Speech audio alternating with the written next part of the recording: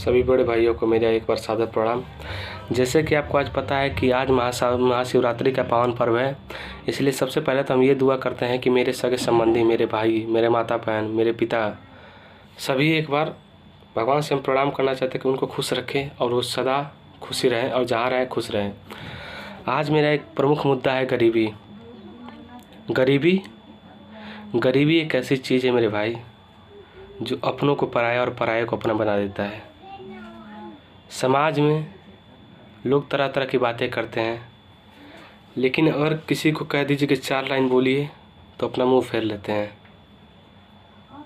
इस देश में और गरीबी बढ़ रही है तो उसके प्रमुख कारण है क्यों गरीब गरीब होते जा रहा है और अमीर अमीर होते जा रहा है। इसका प्रमुख कारण हमारे अंदर ही है। हम लोग अगर खोजें तो हमारे अंदर ही मिलेगा। आज हमारे देश में गरीबी इस स्तर तक पहुंच गया है कि उसका सीमा ख़त्म हो चुका है,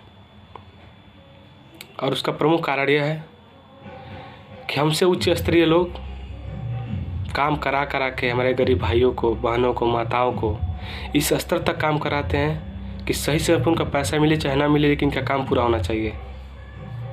मेरे भाई, क्या आप करोड़ों रुपए कमा रहे हैं लेकिन किसी का दिल दुखा रहे हैं तो क्या आपको पैसा रास आएगा? नहीं आएगा। हम इसलिए कहते हैं यदि बदलाव करना है, गरीबी देश से मिटाना है तो पहले अपने अंदर चेंज करिए। इसलिए हम अपने अंदर चेंज करते हैं पहले, तभी कोई मुद्दा डालते हैं। बिना किसी बदलाव के हम मुद्दा नहीं डालते हैं। यदि आज आप एक संपन्न इंसान हैं तो वही गरीब के चलते आप संपन्न हैं। यदि आप एक उच्च स्तरीय नेता हैं तो यही पब्लिक, यही गरीबी आपको महान बनाया है। यदि एक आदमी वोट ना डाले तो एक वोट से बहुमत से हार जाते हैं।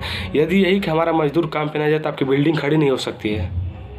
फिर आप किस अमीरी पे घमंड करते हैं, किस दौलत पे घमंड करते हैं?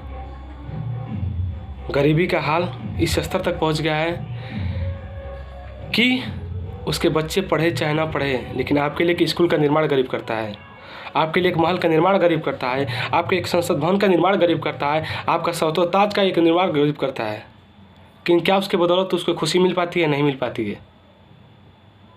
हालत इस दयनीय दशा तक पहुंच जाती है कि लाचारी, भूखी, बेबसी, ये 3 ऐसे चीज़ हैं कि गलत कार्य करने पर विवश कर देते हैं। 2 वक्त की रोटी जुटाने में यदि गरीब दिन रात काम कर रहा है, उससे समय पे उसका तनख्वाह ना मिले, पैसा ना मिले, रोज़गार ना मिले, खाना ना मिले, पानी ना मिले, तो फिर वो गरीब कहाँ जाएगा? फिर वो लाचार बेबसी से गलत रास्ता चुन ही लेता है। इसलिए मेरे भाई, इंसान का जन्म लिया है तो इंसानियत से रहिए, समाज के हित के लिए काम करिए, अहित के लिए ना काम कीजिए। आप जहाँ हैं वहीं रहकर बहुत बड़ा काम कर सकते हैं। ये सोचते हैं तो ये सोचिए कि आपको हम बता दें कि आंकड़े के अनुसार भारत में प्रतिवर्ष 1.5 से 2 करोड़ रुपए बिना खाए सोते हैं। जी हाँ, भारतवर्ष देश में प्रतिदिन 1.5 से 2 करोड़ लोग बिना खाए सोते हैं, और आपके आगे खाना आता है तो आप फेंक देते हैं या फिर छोड़ देते हैं, जूठन डाल देते हैं। वही खाना आप कहीं वितरण कर सकते हैं, जानवरों को दे सकते हैं, पशु पक्षियों को खिला सकते हैं, पिला सकते हैं, खिला सकते हैं, लेकिन नहीं। आपके अंदर जो अहंकार भर गया है, घमंड भर गया है, उस घमंड को आप खुद दूर कर सकते हैं, उसके अलावा कोई दूर नहीं कर सकता है। और ऐसा हम क्यों कहते हैं? हम कहते हैं कि उतना ही थाली में लो जितना बेच ना जाए, फालतू ना जाए। इसलिए मेरे भाई, अगर मेरे एक वीडियो के माध्यम से अगर एक आदमी सुधर जाता है तो मैं समझता हूँ कि मेरा वीडियो बनाना सफल माना जाएगा। समाज में बुराइयाँ देखने वाले बहुत लोग हैं, लेकिन हित करने वाले एक लोग हैं। क्यों? क्या गांधी जी सोचे होते कि हम स्वतंत्रता नहीं दिला पाएंगे? वो अकेले निकले थे लेकर, तब उनके पीछे पूरा समाज गया। इसी तरह एक इंसान को तो उठना पड़ेगा।